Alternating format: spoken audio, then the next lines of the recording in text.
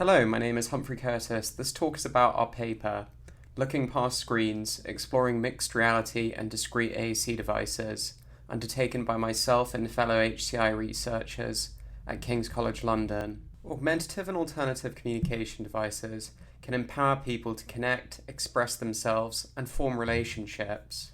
Recently, the ubiquity of mobile devices has led to a revolution for the field. For example, one AAC app, Proloquo has over 100,000 daily users. However, abandonment of tablet form factor-based apps amongst many communities remains common. Tablet devices can be stigmatizing, hard to carry on the go, and obstruct nonverbal pathways for communication. Considering these challenges, perhaps it's timely to consider whether AAC can look beyond mainstream tablets. Technology companies Meta, Apple, and Microsoft have all released head-mounted displays for mixed reality. The startup Humane has even made an AI pen to explore pico projection for interaction. Prior research has found mixed reality technologies to better support AAC users' multitasking, enabling unintrusive language support during conversation. Therefore, we present the first contribution to co-design mixed reality AAC devices directly with people living with aphasia. Aphasia is a language impairment caused by damage to specific brain regions and experienced by over 1/3 of stroke survivors. To start, we held 2 connected co-design workshops with people living with aphasia and speech and language therapists. Outputs from this led to focus group evaluation of 3 AAC devices. Workshop 1's goal was to explore recruited co-designers' perspectives on diegetic prototypes from film and adverts for the latest mixed reality technologies. We were motivated to choose video clips which showed an adequate variety of form factors, wearability, private and public interactions, and affordances. Co-design Workshop 2 transitioned to low-fidelity prototyping for swim video prompts. The goal was to accessibly support co-designers to be creative and ideate a range of potential AAC technologies.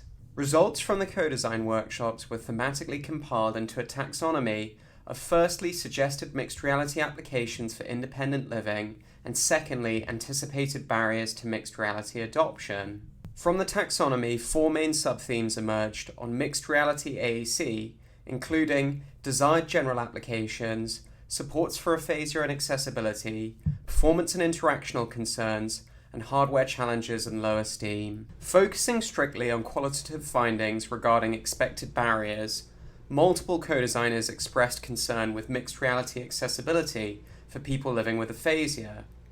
For many devices, dependence on physical gestures was deemed inaccessible, especially for people living with bodily paralysis onset by stroke.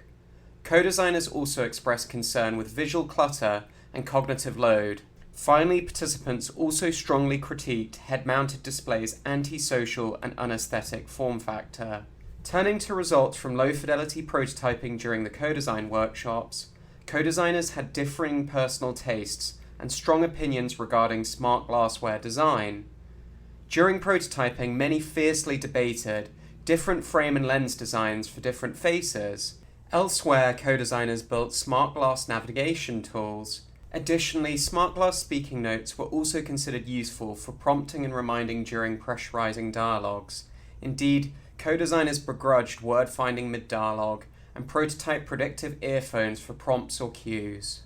Informed by these extensive initial findings, the research team then built 3 complementary discrete AAC prototypes.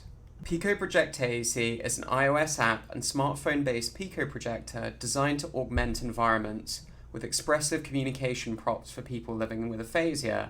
Prompt AAC is an iOS app designed to support a user living with aphasia with either private audio prompts or public electronic speech. Finally, Holo AAC is a wearable head-mounted display designed to scaffold people with aphasia's communication across a multitude of public locations. The 3 prototypes were then collectively evaluated during identical focus groups across 2 locations. Initially, the focus groups facilitated supervised usage amongst participants with aphasia and SLTs, followed by questionnaires and group discussion. In terms of feedback for each device, for Pico Project AAC, from the outset many were impressed with the smartphone and Pico Project form factor. The ability to invasively Pico project media into environment supported nonverbal people with aphasia to more easily convey gestural intent to communication partners in a shared context. Also, sharing photographs in a group was popular. Admittedly, participants did criticize the insufficient brightness of the projector. Next, many were taken aback by Prompt AAC's personal voice and believed it sounded real. Participants were impressed by the ability to store phrases. However, in terms of refinements, many wanted the speaker to be louder and felt training an AI model with 150 phrases was inaccessible.